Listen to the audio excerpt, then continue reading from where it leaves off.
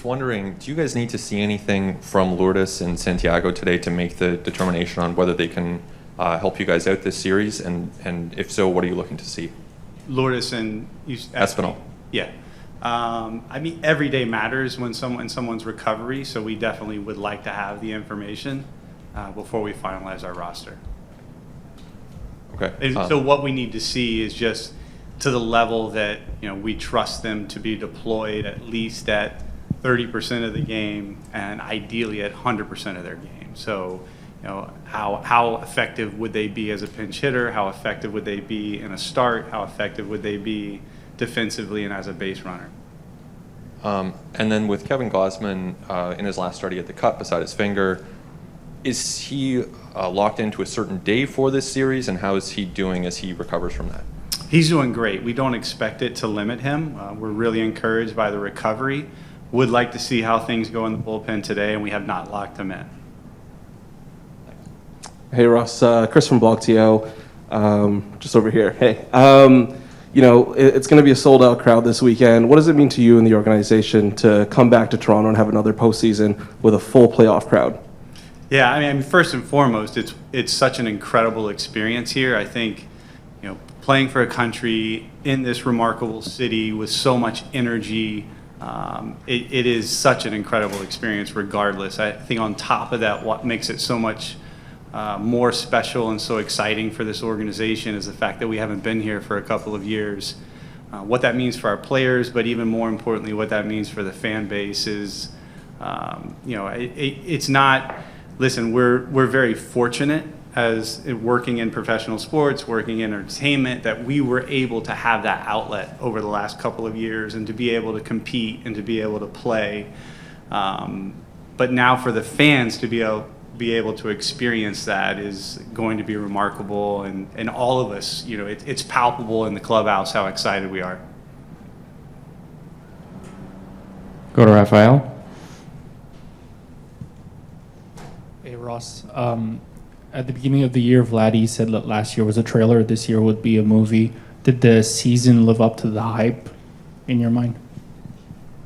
It's so interesting for us. Like I've been thinking about this a lot over the last couple of weeks. I'm as proud, maybe pride is not the perfect word, but it is a word or it's a feeling that I have that about this group this year as I was last year. What they accomplished last year was also remarkable, and this year has been very positive and a step forward.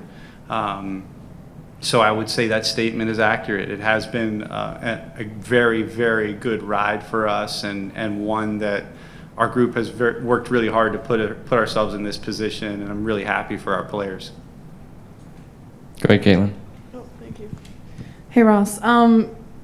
Obviously, this has been an up and down season. It's kind of been defined that way a little bit, but certainly in September, a lot of things came together for your team, and especially the way they kind of clinched and then won 4 in a row to get home field. What have you liked especially about the way they've been playing lately, and what do you think about that game will help them in the postseason? Yeah, I mean, it's hard to win 92 games, and it's harder to win 102 games. So would we have preferred to be in that second bracket? Sure, but I'm so impressed by how this team has come together. We have been playing, I think, a more complete game.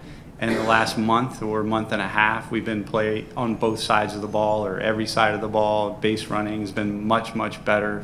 Our bullpen has been really consistent prior to the trade deadline, and then some of the additions certainly helped us from a depth standpoint. But one of the things that I think is so encouraging about this group and gives us a great deal of confidence going into the playoffs and what happens next year and beyond is just what a complete contribution it was. It wasn't, from 2 to 4 guys that carried us. It was across the 40-man roster. Our depth and our versatility is the reason we're here today, and that bodes well for us in the playoffs as well. Can I follow up? Mm-hmm. So obviously it was kind of up in the air for a while there who you guys would face. How do you think? Say that again. I'm sorry. It was up in the air who you guys would face. Uh-huh. So now that you have matched up with Seattle, how do you think you guys match up with that club? Yeah, I mean they're a good team. really impressed with the job that they've done over the last several years. And similar, they have versatility, they have decent depth. Their pitching has been very, very good all year. I feel like we're prepared. We're ready for the challenge. Ross, in this era where innings and pitches are already tallied and kept close count of, what do you take away from Alek Manoah throwing 196 innings and such a dramatic increase, and how might that help you going forward in this organization, is how you develop your pitchers? Yeah, I mean, Alek has been really nothing short of remarkable. The competitiveness and the teammate that he's been and the impact he has just being in our clubhouse. You and I have talked about it before, Buck, but I haven't been around a pitcher like him that, on a very big stage at such a high level of competition, when you only get to do it 1 out of every 5 days, how much joy he takes into the start and how much he embraces that competition. And that's not taking anything away from the greats that have done it before him. He does it in a unique way that I think is great for our environment and our clubhouse and fits us well. As it relates to the workload, he's put himself in a position that has not caused us to have concern. And he's done that by being consistent with his routine for the entire year from the start of spring training and building off of last year. And it does, I think we've learned a great deal from the power of that and what that could mean for Ricky Tiedemann and others and Sem Roberts as we try to get them to the major leagues as quick as we can safely do that. Hey Ross, as you finalize the pieces of the postseason roster, how micro in terms of possible scenarios do you get in your planning?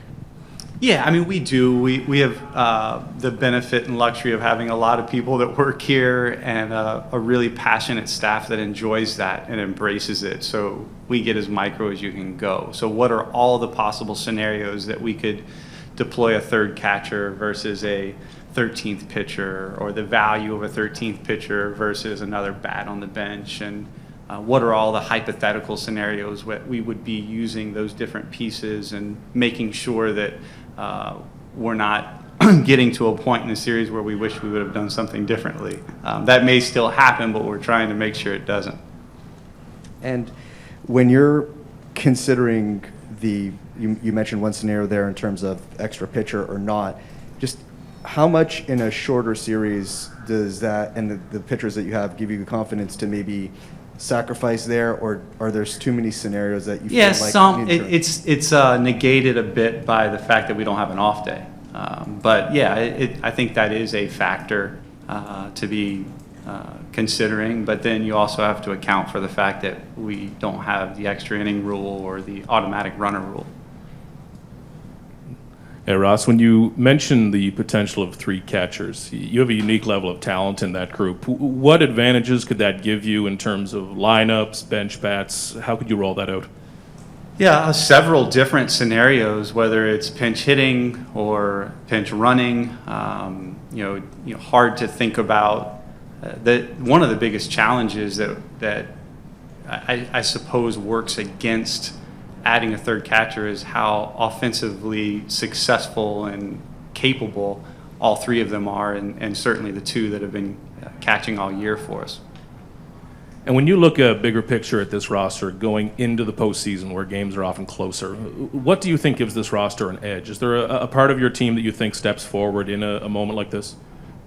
I'm sorry, I missed like the middle piece of Sorry. Yeah. When you look at your roster big picture, Yeah. going into the postseason with closer games, Yeah. what do you think gives your roster an edge? Is there a part of this roster Yeah. you think steps up? I think it's the depth and the versatility, the different, as we've seen over the last month, the impact that Tapia and Whit Merrifield have had, the additions to our bullpen. Our bullpen has taken a lot of heat all year, and you look up, we're one of the only bullpens that's been as dependable and reliable. It's the same guys with the additions that we made, but there's 5 or 6 guys that have been here all year and thrown 50 to 60 innings for us. So they've worked hard to be good enough to be in those positions and to be durable enough to be in those positions that I feel good about the depth of our 40-man roster, and I think that's what's going to be our strength throughout this stretch.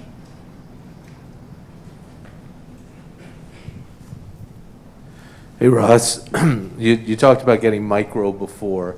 Is there utility in going back and looking at July and how Seattle beat you, or is that just, well, there was a broken glove and they ran you out of rocks in one game and these things happen?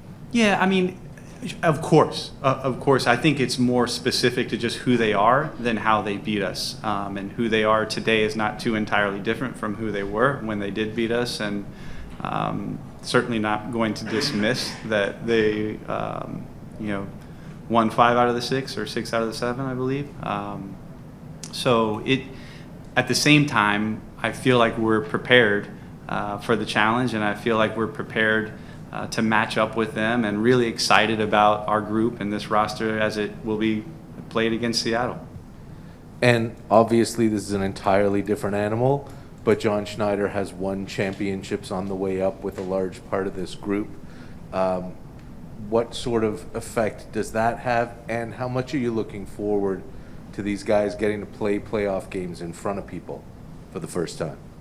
Yeah, so on the first question, John Schneider having the relationships that he has, having the history, and not just in the minor leagues, but as the bench coach and as a major league coach on the staff, it's not by chance that he's having success. And then secondarily, my excitement around being here in front of the fans, as I alluded to earlier, it's palpable amongst our players, amongst our entire organization. As I said, we were so fortunate as a group in the front office, as our coaching staff, and most importantly, the players were able to have that stress relief of being able to compete, of being out there doing what we love to do for a living. And many fans weren't, and many fans certainly weren't able to come, or no fans for a certain point of time were able to come to games. And I think that's what I can't wait to see. That's one of the things I'm most excited about for this city and country. Ross, you touched on it earlier, but in a lot of ways, September was exceptional and probably lived up to the expectations you had for this team. What made it happen in September? What came together? What were the biggest factors? It's interesting. I wish I could put my finger on one thing and say, but I think what comes to mind it's not the first time I've thought about that, as I reflect on our year, is it speaks to the depth of our roster, and I'll peel back another layer out of respect for your question, but it's also the leadership of our roster, how different players, whether it be from our bullpen, from our starting rotation, from our regular position player group, even from our players that weren't regulars, were stepping up as leaders, were stepping up to, challenge one another, not in a way that necessitated a challenge because there was failure, but more that we could exceed certain expectations. There was so much belief from different facets of our roster, and I think their belief in one another is why we got to the point that we are.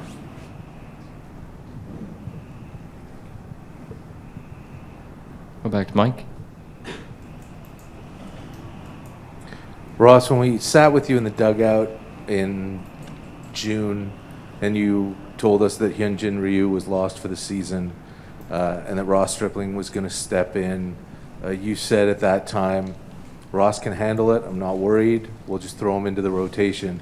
And he responded with career highs in innings pitched and wins and starts, and career lows in ERA and WHIP, and was really a rock for this rotation down the stretch.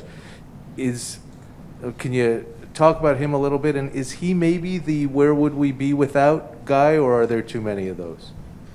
Yeah, I mean, Strip has been really, there's so many reasons we love sport, and there's so many reasons that we love baseball, and he is an incredible example of maximizing potential with thinking about how you can be better every single day in every aspect of your game, and ultimately now competing with the best of the best at the highest level, and not being the heralded and potentially, it depends on how you define talent, on how you start to label someone as less or more talented, but really good for this team in so many ways, and an incredible leader, and obviously someone that I think would be successful if he was playing football for the New England Patriots. I mean, he's a really smart athlete that has been very powerful for us.